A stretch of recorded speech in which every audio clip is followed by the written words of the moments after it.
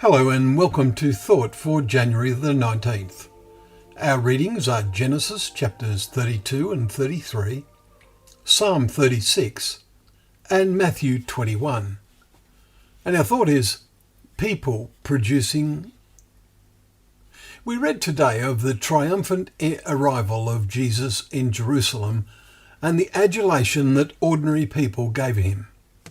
Hosanna to the Son of David! Blessed is he who comes in the name of the Lord. Matthew 21 verse 9. The whole city was stirred up, we read in verse 10. We pondered the comparison of this with his return to earth. What is, we wondered, the answer to the question Jesus posed at the end of another parable? When the Son of Man comes, will he find faith on the earth? Luke 18 verse 8. The focus of our thinking after reading today's chapter was in understanding the attitude of mind he will be looking to see. From verses 33 to 45 we read his parable of the tenants in the vineyard.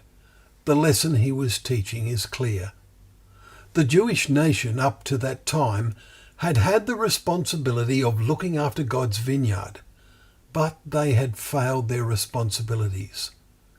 After listening to this parable, they perceived he was speaking about them, we read in verse 45. And so, in their generation, the parable of their failure as tenants of God's vineyard was fulfilled. He will put those wretches to a miserable death, we read in verse 41.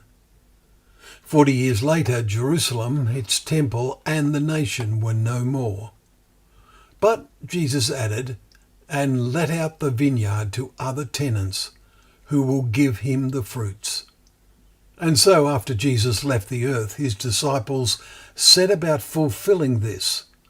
Their role, and in their generation they succeeded, greatly helped when Christ called Paul to be an apostle. But most in the generations that followed fell into the same trap of self-importance as the priests had done. However, history shows there was renewed zeal and Christ-mindedness among those striving to be worthy tenants when God's word was printed for all to read. But nowadays, are today's tenants in God's vineyard any better than those against whom Jesus told this parable? The kingdom is only for those people producing its fruits, we read in verse 43. The rest will be broken to pieces, verse 44, when he comes.